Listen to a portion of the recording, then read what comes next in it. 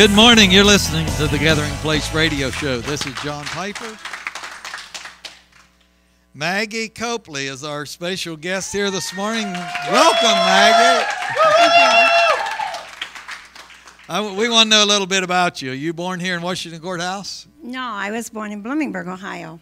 Bloomingburg? Well, that's Yes. not very far away. No, just 5 miles north. Well, where do you live right now? I live in Bloomingburg, Ohio now. You still live there? I do. You were born there and you still live there? Actually, I was born there, but I left there in 1967 and moved away, got married, and came back for a short time, and then went to Grove City, and was in Grove City until 2011.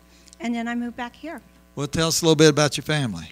Well, excuse me. I have... Well, my mom and dad are deceased now. Mom just passed away December the 2nd. And my dad was a preacher. And I have 7 brothers and 2 sisters, but 2 of my brothers have deceased now. I have a daughter, 2 grandchildren, 1 granddaughter, 1 grandson, and 2 great-grandsons. That is a wonderful family. What's your profession? Actually, I'm in sales. Sales. And I sell medical supplies, and then I also do catering service work on weekends. Yeah, and I found out recently you can remodel a house, too. It's a hobby. I enjoy that. Yes, I can. I like to mud. This lady likes to mud walls. She likes to cater food and sell medical supplies. That sounds like it all goes together to me. Yeah, right. Certainly does, doesn't it? I was just wondering when you allowed Jesus into your life. Well, I have a little story to tell you that how God brought me to my knees and when all that happened. And, it started back in 2002. I lost my job. I lost my dad, and I broke off an engagement in that year. So my world collapsed.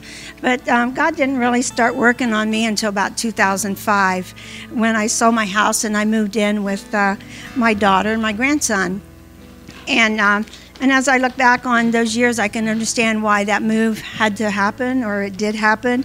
And my grandson has been using since he was a teenager for about 12 years now. And during that course of time that I lived there, about a year, he became really bad on his drugs, and started doing things that heroin make you do. And so he was asked to leave the home. And he was on the streets for about a year. And I took control of all this, of course, being a control freak. And so in that year, after a year that he was on the streets, he went into the refuge. And, backing up a little bit by him going, the day that I had to pick him up to go to the refuge, I couldn't find him. And I know that God was working with me on that day, because I went to work as normal, and once I got to work, there I couldn't find him, and just as soon as I got to work and clocked in, he had called me, and he had spent the night in a dumpster. And it's sad, the things that this addiction will make you do. And there was a woman there, and I know this is God's help too. A woman there had given him a cell phone so that he can make contact with me. And, he was in the refuge for about 8 months, and 11 months.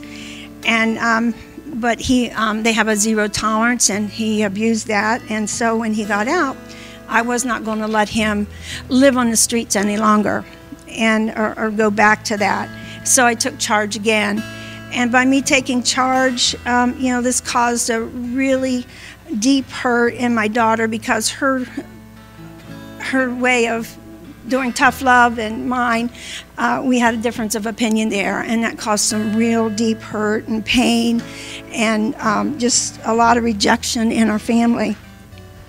And I was a mess. I spent 6 months in counseling at GCCN, Grove City Church of Nazarene, where I was going to church, and discovered that God was my salvation, that I had to let the control over to Him.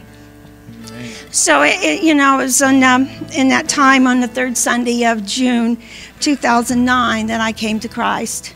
And I was at a special PhD service, which is a prophecy, deliverance, and healing service. And I thought, what am I doing in this service? But the more I kept sitting there, I couldn't leave. And two ladies come up to me and asked if they could pray for me.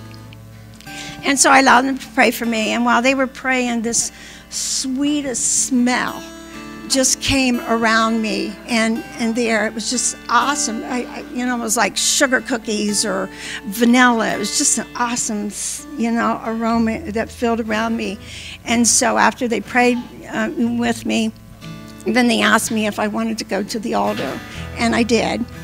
And I asked Jesus into my life then, but it wasn't really until a Sunday in October on a Mass walk that I truly found the grace and love of God.